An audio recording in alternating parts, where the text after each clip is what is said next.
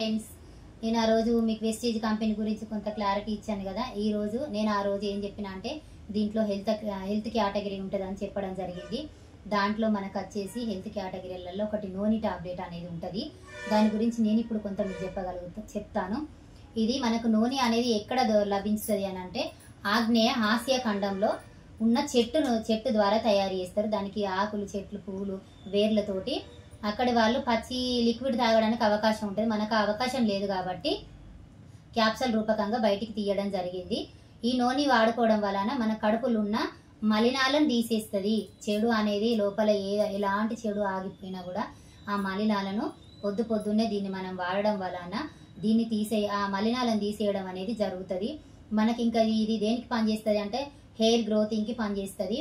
Plus చర్మం కూడా మనకి ముడతలు రాకుండా ఇది కాపాడుతుంది.